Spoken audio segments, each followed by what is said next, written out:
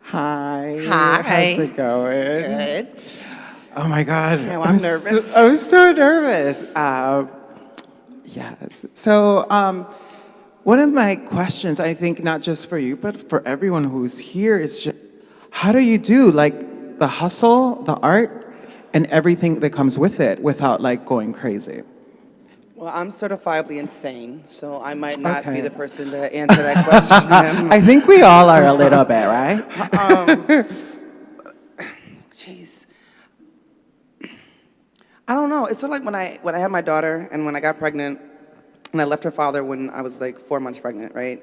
And then I had her, and then you just had to do, right? And people were like, well, how do you do that? How do you, it's here, so you do, you must. And so it's the same thing with the art and the politics. I don't know that that's a choice, it's just, we do, because we have to, and it's here, and we have to get it out.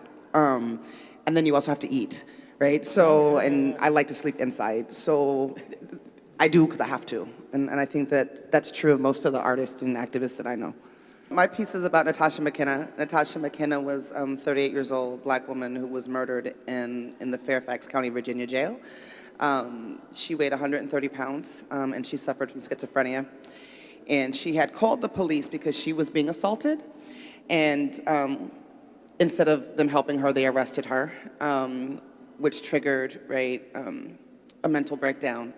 And then instead of getting her help, which so often happens, they took her to jail and threw her in this room and allowed her to sort of spin out, and getting her no help, no medication, no nothing, just left her in this room. And then she had a warrant at another jail, another county over, so they decided again, instead of taking her to the hospital and getting her help, that they were going to transfer her to another jail.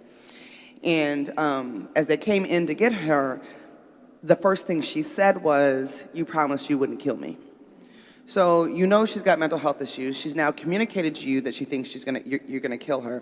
They're in hazmat suits, which I don't suffer from schizophrenia, I don't know.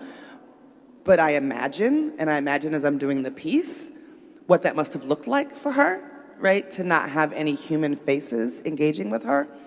So she's buck naked, she doesn't go quietly, and they end up tasing her 4 times. And for people who don't know, one tase contains 50,000 volts of electricity. So in the piece, and this is just one piece, I'm in the process of completing the entire one-woman show, but in the piece, it's them extracting her from the jail and then tasing her. The piece ends with her being tased 4 times, and then she died later.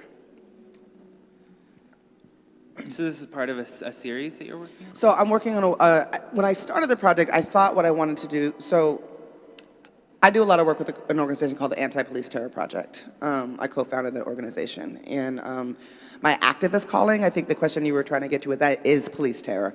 I've been on the ground in the streets most of my life. I was raised in an activist household. But when Oscar Grant was murdered, I just I got a laser focus. I can't explain it. It just was like that, this is it. There's a whole bunch of ways that my people are being oppressed and tormented and et cetera, but this is where my soul is, for whatever reason.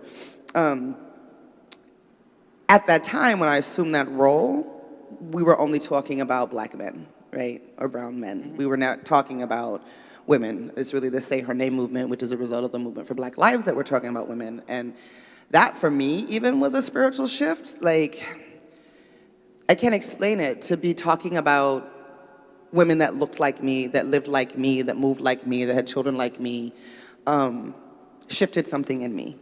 And so when I first started the piece, I thought that I wanted to write a series. So I thought I wanted to do like Yvette Henderson, who was 38 years old, gunned down with an AR-15 on the Oakland-Emeryville border, a piece about Natasha, Sandy, Rakia. I thought I was gonna do the series. And then it was like 3 o'clock in the morning, I was laying in bed, I should have been sleeping, and literally Tasha was just talking in my head, to the point where I had to get up and I had to start to write.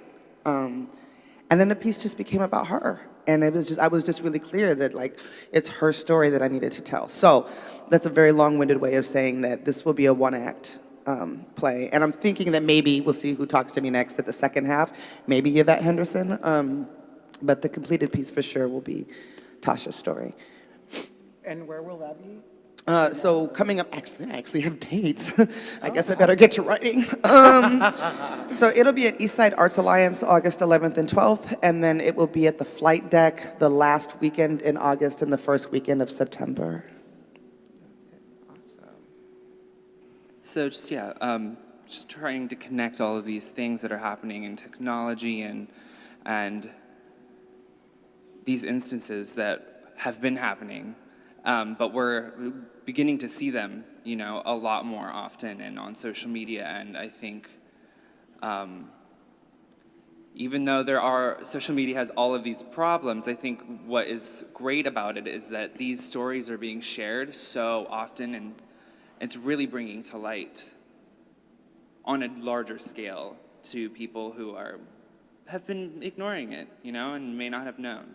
So do you see that as being like, that's a positive thing? Yeah, I mean, I think there's an interesting conversation happening on social media right now about people are asking for trigger warnings or asking you not to share the pictures of Black bodies dropping day to day because for the fear that it normalizes it.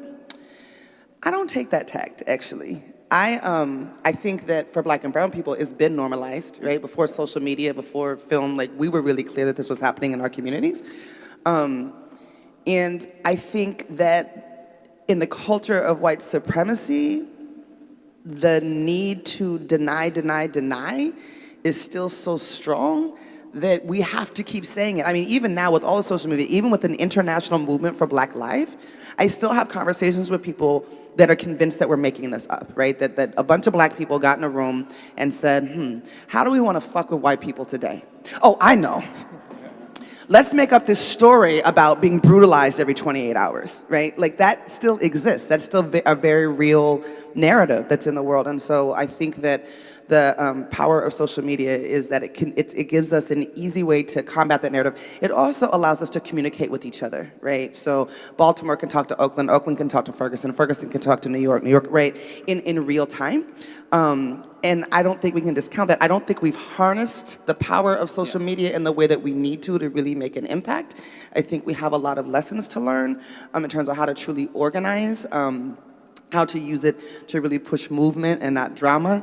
But I think that there's something there that's incredibly powerful. Like I think that people are listening and they're awake or they're half woke, but we're not moving enough. Right? We're not doing enough. We're not challenging enough. And when I started this work, this section of the work, which was with the Onyx Organizing Committee around Oscar Grant, we were the only sort of Black militant organizing group in Oakland that was alive at that time. That's not the case anymore, right? There are a plethora of groups to the point where we're like going to dissolve Onyx and just focus on the Anti-Police Terror Project. And then there's allied groups, right? Like some of the most amazing allied work happening that I've ever seen in my life. You got Asians for Black Lives, you got BASAT, you got Surge. And so there's places to plug in, and the other thing that I hear from people is like, well, I can't go out there and challenge the police. I can't, you don't have to. I promise you don't have to chain yourself to a bridge to get engaged. You don't, right? We need people to do childcare. We need people to cook food. We need people to help us figure out what that social media strategy is. We need people to donate. We need people to coordinate volunteers. We need people to donate their services and make us brochures. We need people who have connections to funders to talk to them and tell them to fund the work. So there is a role for you, and please get engaged because our lives depend on it. What website or how do we get a hold of? Antipoliceterrorproject.org or catbrooks.com.